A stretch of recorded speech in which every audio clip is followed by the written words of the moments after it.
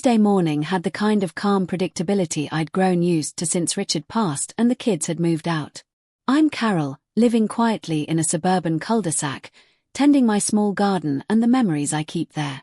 The sun was pouring softly through the kitchen window, casting tiny rainbows, and the steam rising from my second cup of coffee.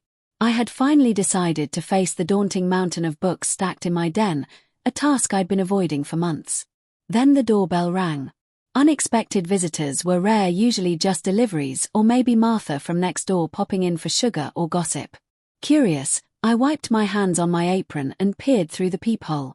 Standing there was Liam, Tom and Sarah's son, holding a book under his arm. Liam wasn't a boy anymore, maybe 25 or 26 now, lanky with that unmistakable mop of sandy blonde hair. I opened the door, smiling. "Liam, what a surprise. Come in." He returned the smile, shy but warm. "Hi Mrs. Henderson, hope I'm not disturbing you." "Not at all. I was just psyching myself up to tackle my bookshelves." "What brings you by? My mom asked me to return this," he said, holding out an old, well-loved copy of *Tequila Mockingbird*, one I'd often seen around the neighborhood. "She finished it last week but got sidetracked before returning it." I chuckled.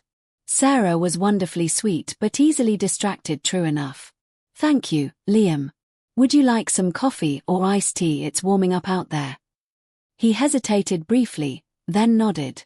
"Coffee sounds great, if it's no trouble." "Not at all," I said, leading him into the sunny, cluttered kitchen.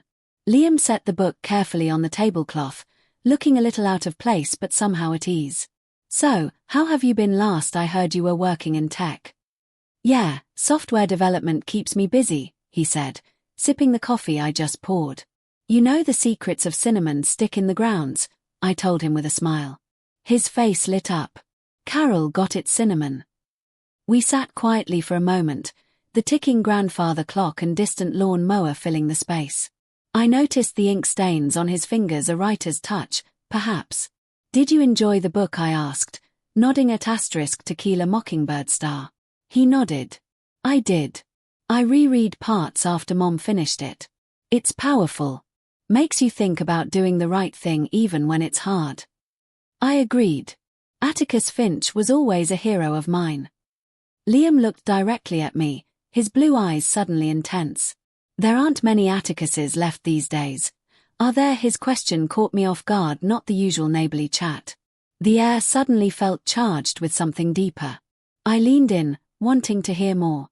"Everyone's so quick to judge, so loud with opinions, but how many actually stand for something or listen? It feels like a lost art," he said, tracing the rim of his mug. I nodded slowly. "The world's noisier than ever and not always for the better." Liam laughed softly.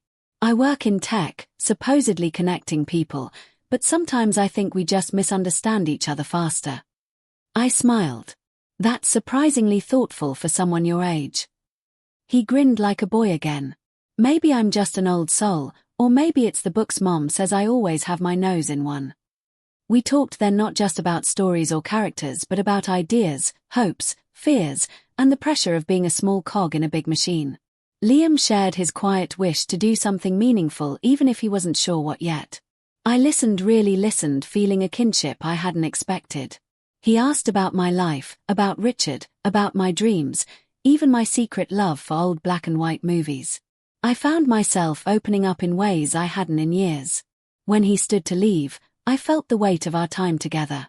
"Thanks, Carol. I've been feeling a bit of drift lately. Talking with you helped, made me feel grounded." I smiled, touched.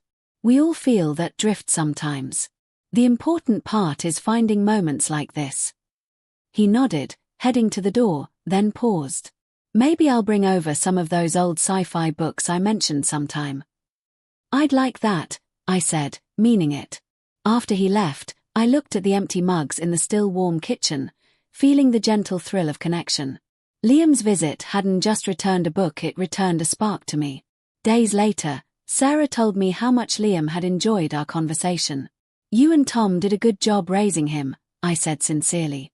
Liam was a reminder that thoughtful, deep conversation still mattered, even in a noisy world.